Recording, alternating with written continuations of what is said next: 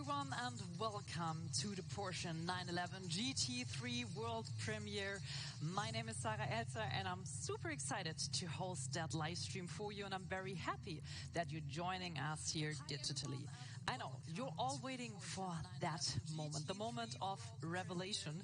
But before we show you the new member of the GT family, we'll present you the most important facts about it. And since we've got some international journalists watching our live stream, we'll answer some of their questions in a short Q&A session. I can promise, though, your patience will be worth it. It's not a secret that Porsche sport cars are strongly related to numbers, and I want to highlight just one of them today, specifically number 7. And this is also a very magical number in our everyday's life. I mean, think about it. 7 days a week, 7 continents, 7 colors of the rainbow, James Bond, the 7 world wonders, and I'm pretty sure we can add one more to that list today. And before the guy in the back is getting more nervous about my, let's say, very pathetic speech right now, I leave it at that, and I instead extend a very warm welcome to Frank Walliser, Vice President, Model Lines 911 and 718. Hi, Sarah. Hi. I couldn't see your face, but I hope I didn't put too much pressure on you. Oh, a little bit. A little bit. It's okay. This is the motorsport attitude. And since we're talking about motorsports, Frank, we all know you in your previous function as motorsport boss of Porsche. So the expectations for the street cars are extremely high now, or let's say even higher. They were, of course, pretty high anyway. So do you think you can fulfill them with the new Porsche GT3? You're right. It's always a high pressure to really improve, and expectations are rising. And we are also in a constant race and between street car homologation and putting in as much racing technology as possible. And I think we did a big step on the car. A huge effort, maybe the highest effort we put ever in such a car, so I'm sure, yeah, we will fulfill. Yeah, let's see if you really can keep that promise later, but let's talk a little bit more about the technology, because that is something we can't see at first glance. What do you say? How much does it help to have all this motorsport expertise with the street cars, for example, like the GT3? For me, that's always two sides. One is for sure it's the technology, everything we learned about high revving engines, about normally aspirated engines, about suspension, especially aerodynamics. I think we did a really big step on the aero side for the new GT3. But it's also spirit, the spirit of engineering this car to make the baby happen, to make it live, to bring all in a GT3 needs. And there's a small core team. They work close together day by day. They can trust each other, and that makes a very, very essential part of the GT3.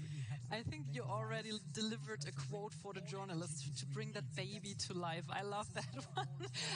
But since the people are thinking, maybe sometimes they're thinking right now, what is she talking about that with the number 7? What is that all about?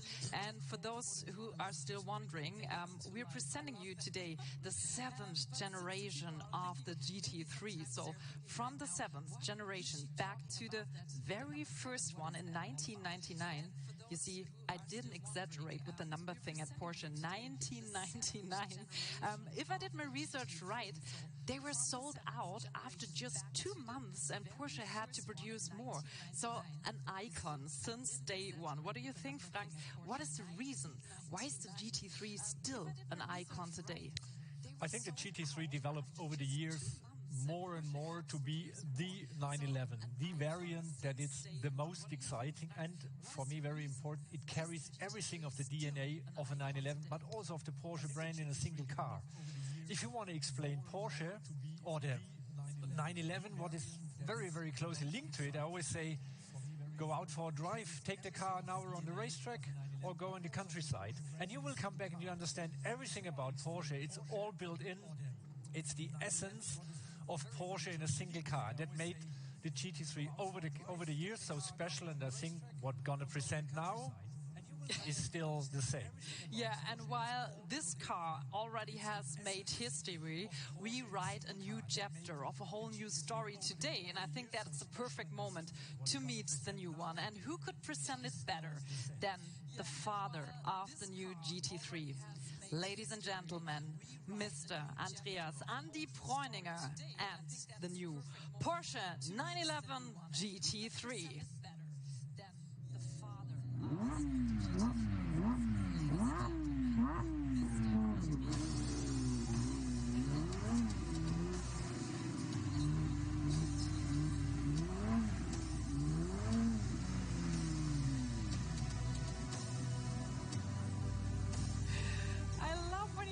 I think that's also the way he parks in front of a supermarket, right? So here he is, Andy. I think driving slowly is not an option for you, right? Well, it hurts almost driving that car slowly, sorry. That was slowly for you. Okay, I think that was a really good, let's say, sneak peek of what the GT3 is all about. We're going to talk about that later. But first of all, I want to know from a very personal perspective, what makes the GT3 special? Well, Sarah, it has been a tough and challenging race in the last 3.5 years. And I'm happy to admit I'm quite keen on seeing the finishing line and a checkered flag ahead. This was the biggest, most complex and most demanding GT project so far. But what a machine. The results shows it. It was well worth the effort. This is the most extreme, most exciting GT3 that we have ever developed. And for that reason, it's a very special car for me and my team. Yeah, and you said it already. This isn't just a car anymore. I think it's really a driving machine. But I have one question. Did you two race beforehand and the winner got to drive the car on the stage? Or no. So, but yeah, it would be a good idea for the next time. But of course, Frank, you also drove it. So what was your first thought when you jumped into the car and drove it really the first time? Well, that's always a very special moment if you have a new variant, if you have a new GT3. And the engineering guys, normally they say, no, it's too early, but then you have to beg and ask them, can I drive? And this first impression of a car to get the feedback, if it's really a GT3, could we carry over all the DNA that we wanted that are necessary for a GT car also to a new platform? What is not so easy, looking at the boundaries of homologation and everything. And but I had two thoughts when I finished the drive. One was, well, it happened. Everything is there, what we need for such a car. Very relaxed on that side. On the other hand, I said, well, that's still a hell of work to do until it's finished. And he did a hell of work, and he finished it in a very, I think, awesome way. So thanks for now, Frank. We'll see you later in the Q&A session. And for those with an already higher pulse during that short presentation of the car, I think we can make your heartbeat even faster. Winding road and racetrack. That's where a GT3 really feels at home. So let's have a look at the new Porsche 911 GT3 in action.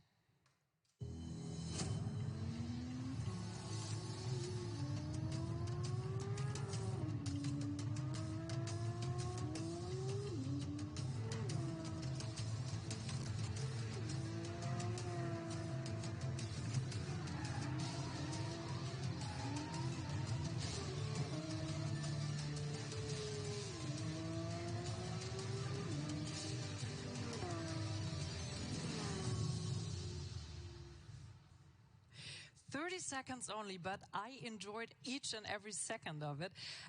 Andy, since we're talking here about high-performance sport cars, I mean, the people want to know, what's under the hood? Well, under the hood depends what luggage you're carrying, because we're referring to this part of the car as the hood, as the front. For that. You want to know about the engine, right? What's beneath the rear wing?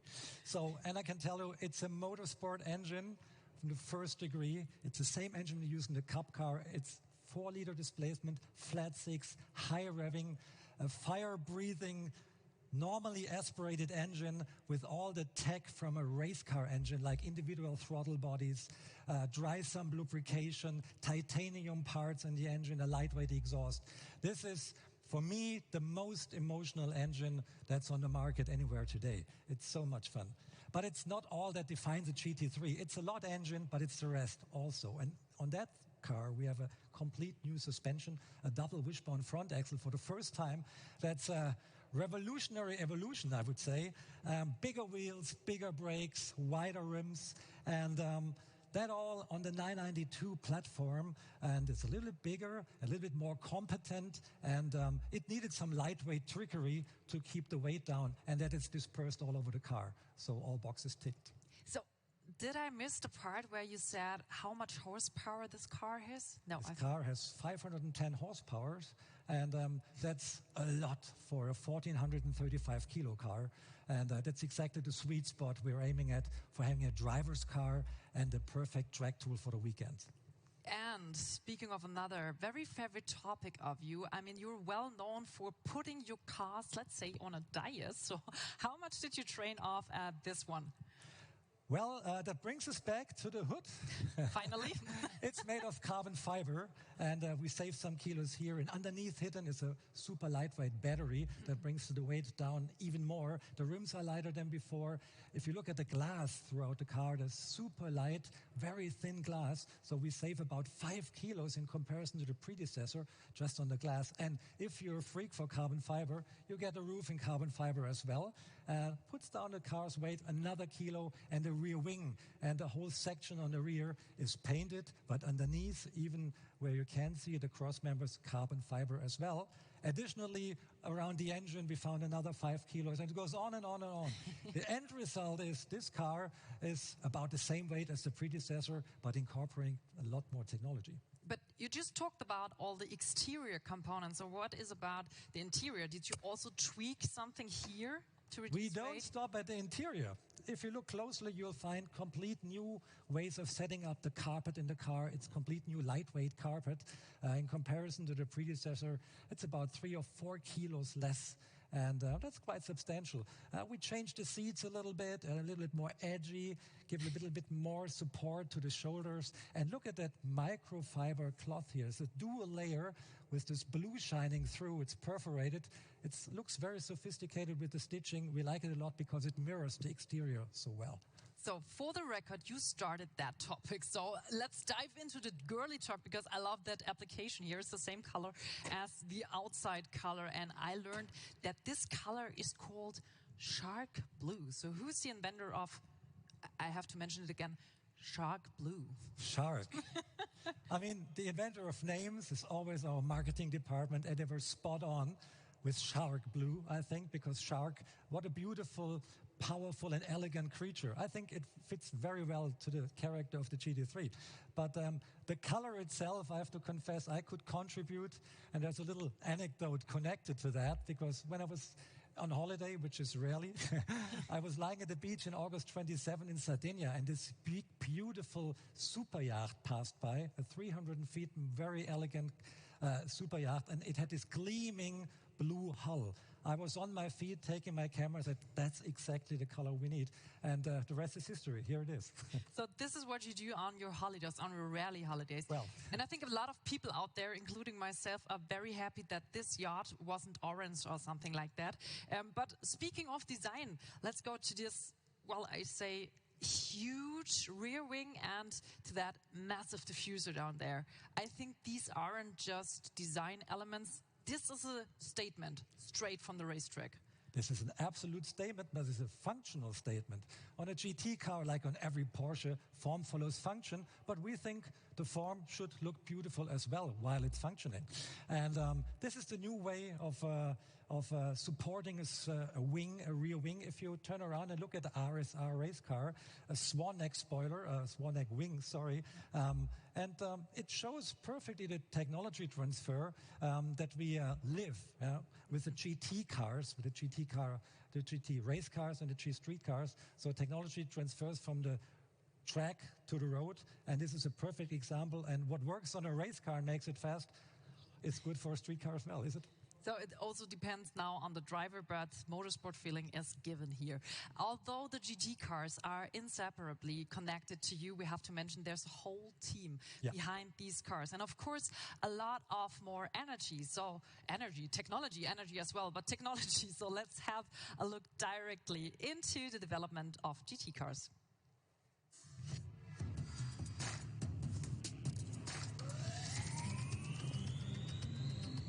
We worked especially on the efficiency. Pre-development saw well over 700 simulations before it was fine-tuned in over 160 hours in the wind tunnel.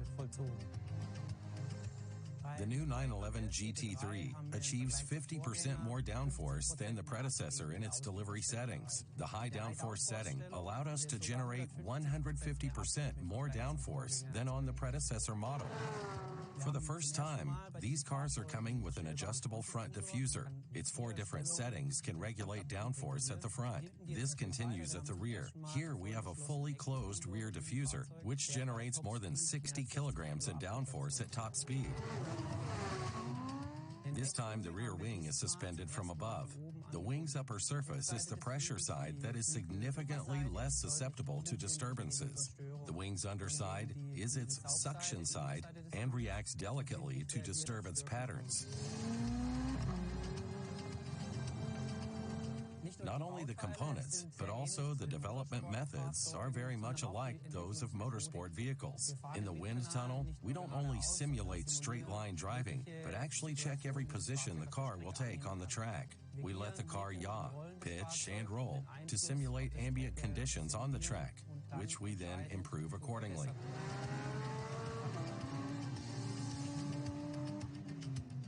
This is a really light car, but brimming with engineering technology.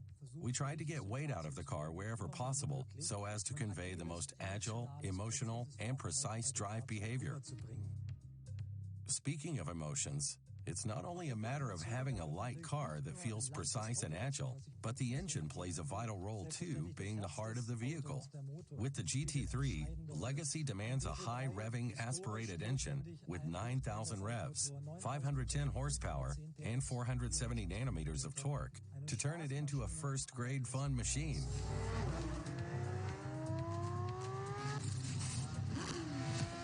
The difference between a cup engine and a road engine here comes down to just 2 key components: the exhaust system and the engine control unit. The individual throttle butterflies come straight out of racing. Fitted into the street-legal car, they now provide a much better response behavior. Thus, the driver's commands are implemented instantly and more precise, which impressively underlines the very features of the naturally aspirated engine. The challenge of a high-revving engine comes with the masses that need to be accelerated and decelerated time and again. The smaller dimensions of the mass itself, the easier it is to arrange and design it.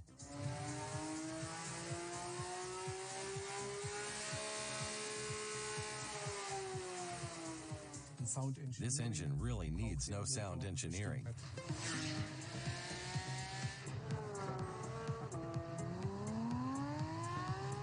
The car sounds superbly, especially from the inside. All mechanical sounds are clearly audible, arranged and composed into a beautiful melody. The cockpit is very sporty and clean, with every function extremely intuitively understood by the driver. We offer 3 different modes: normal, sport, and track. Specific to the GT3 is the so-called track view. It compacts all the information I need on the track or during a sporty outing to the immediate field of vision, ahead of the driver. We see oil pressure and oil temperature, tire pressures, and of course, the large central rev counter. I truly love that track view. I mean, the best thing in my very personal opinion is the shift light. It's not necessary, but it's cool. It helps a lot. It helps a lot. And it's cool, yeah, right. Of course, it's always functional. If you put something in a car, it's functional. And you once said about the GT3, and I quote, "The emotions and the joy of driving, that's why we desire the car from the heart to the stomach." Yes, to the Correct. stomach. So poetic. But I think that's also the reason why you've tested the new one to the bone at Nordschleife with 2 very special and well-known experts. You're referring to our test driver dream team, Mr. 911, Jörg Bergmeister, who raced 6 generations of 911 race cars with huge success.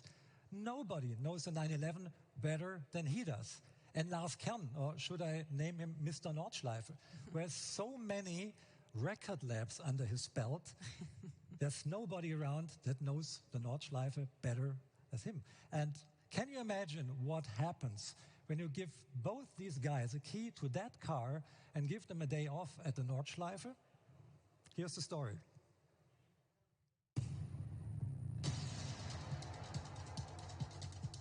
The Nordschleife is the real acid test, the benchmark in motorsports. It takes all from the car. You never stop learning. Up and down, blind sections, slow corners, fast turns. The Nordschleife has it all. It tells you about an absolute best-in-class performance. If you manage it well, you know the car is fit for anywhere. Next to the engineering, it is definitely the spirit you bring to this track. We have a team that is very much rooted in the GT concept, able to come up with ever new ideas out of years of hands-on experience. The car now comes with a double-link traverse axis, an absolute first for a street car. I would say this is an example for real one-to-one technology transfer from motorsports into serial production, which ultimately benefits the customer. Already, the 911 RSR demonstrated to us that this is a significant step for the performance. The same now happened to the GT3 street car.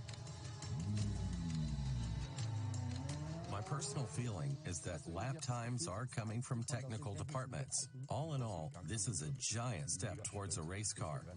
It hardly pitches when you brake, and the transition phases in the corners are very neutral, significantly more downforce. In the Schwedenkreuz, the minimum speed was 220 kilometers per hour. Simply a perfect package.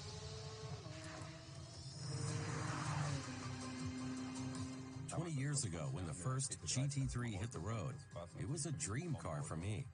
The homogeneous totality of engine transmission, limited slip differently generates a tremendously exact driving behavior that after 15 minutes you had fused together with the car. Topping it all was the day when I was told we had to see what time we would be able to get out of the Nordschleife. Up until then, there was no serial production car that had made it in under 8 minutes.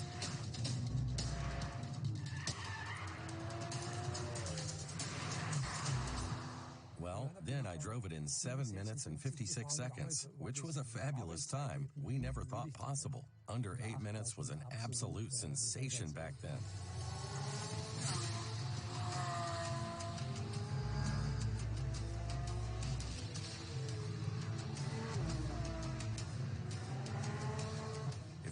Told me that in 20 years, this kind of car could do it in less than 7 minutes, we would have replied that this is impossible. 1 minute is light years. Lap times are now faster than with a 918. This, in turn, tells you how fast the car is cornering. We got out and said, this is the best street car we have ever driven in our lives. The car is nearly 17 seconds faster than the predecessor, which is really breathtaking, especially if you drive it like this morning, with constancy and many laps after another, with two drivers who are separated by just 0.3 of a second.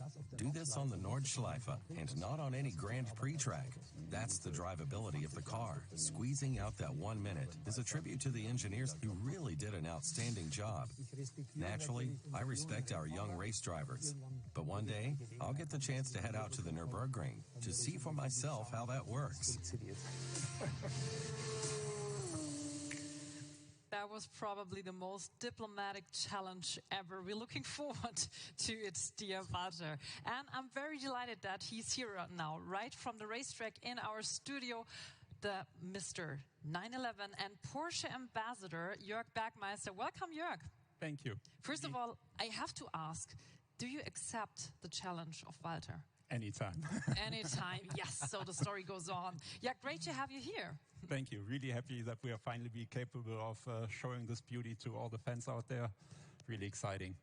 Yeah, and as I mentioned at the beginning, we have got some journalists in our audience, and now we want to answer some of their questions because there were so many questions, and now we clustered it into the most asked and highly frequently asked questions. So let's dive directly into it. And the first one goes to Andy. Do you offer also Club Sport package at the same time with basic version, and what does it contain? As a matter of factly, this is a car used on track days a lot, and that's what the Club Sport package is made for. And historically, from the first GT3, we offered this Club Sport package, and so we'll do that again. And it consists of a roll cage, a rear part of a roll cage, and some 6-point belt harnesses, everything you know from the historical cars as well. So everything's included in the package. And the good news about that is it's a non-cost option.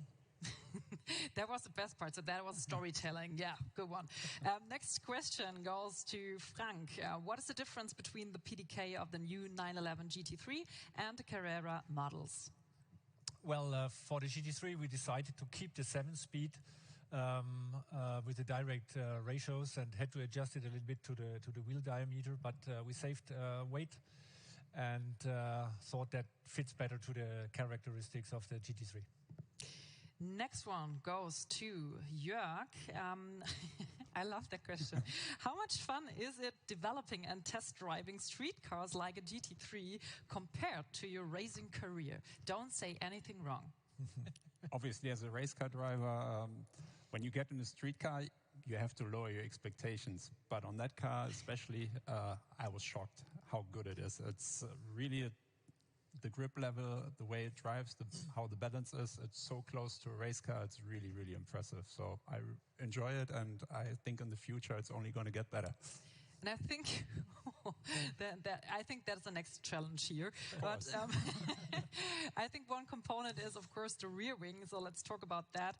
The rear wing of the new GT3 looks impressive. Could there be an even bit? It's really a question. Could there be an even bigger wing on a 911 anytime in the future, Andy? I can imagine, yes. If you look at the RSR here behind us, it's got a bigger wing, so there's room for improvement, I would say. I wouldn't rule that out, yes. So, next one, Frank. First of all, congrats on a great presentation. Thanks. Thank you. Thanks. Will you be able to offer customers paint-to-sample colors from the start, or will this be added later? That was something I expected. Well, let me say, we learned our lessons. We are preparing a paint-to-sample. It will be immediately or very quick introduced in higher capacities than ever, if everything works out. So we're working on that. It will come by mid of the year. If everything works, keep the fingers crossed, but it looks very, very good. And if someone is looking for a very special and individual color, I think Jörg has got the best color inside here. Maybe you can show. Yes, that would be exhausting on a GT3. So let's move on. But Jörg, on which sections of the Nordschleife did the new 911 GT3 improve most compared to the previous model? That's a good question. I never drove the old car on the Nordschleife, to be honest. But where it impressed me the most was the high-speed sections. I think if you compare it to the previous GT3 RS, we are evenly matched now. And considering it being a GT3, I think that makes it even more impressive. So the high speed was definitely very, very impressive. And speaking of sound, we already heard in that video that sound engineering wasn't necessary. But yeah, we have to talk about that. How did you manage to maintain the typical GT3 sound with OPF in the exhaust, Andy? Well, we didn't have to do so much things to be perfectly frank. This engine has an inherent good sound, and you can't spoil it with whatever exhaust you're putting under the car. And you have to consider that on the predecessor, we had 2 outer dampers and a damper in the middle. Now we are only having the center damper, and the particulate filters and the catalyst, they function kind of as a damper as well, and so we don't lose any noise. And even the back pressure is not so much bigger than it was before on the outgoing model. I've got a very interesting question. I'm really looking forward to your answer, because this is, I think, the question of the questions. How does a car like the GT3 fit into the electrification plans of Porsche? Frank. Ooh, that's interesting. It fits, from my perspective, very good, because it's still the DNA of Porsche, and we want to keep the DNA. And second is we published that we are doing our research, and we have partners to look in the subject of synthetic fuels. What we see is definitely something what could help to reduce the CO2 emissions worldwide, especially for the existing fleet. We want to test this in motorsport, and it also fits to GT3. We have no downside by using this kind of fuel. So that shows clearly that we trust in this technology. That was a very diplomatic and good answer. And we move on with another very, very driving question in the audience. And that goes to Andy. Will the new GT3 be available with touring package again? If yes, when? Well, we love the spoiler, but we love the touring package as well. And later that year, we have an idea if there's a touring package, yes. And I think we can confess here a touring package will come out later that year. And it has been very successful.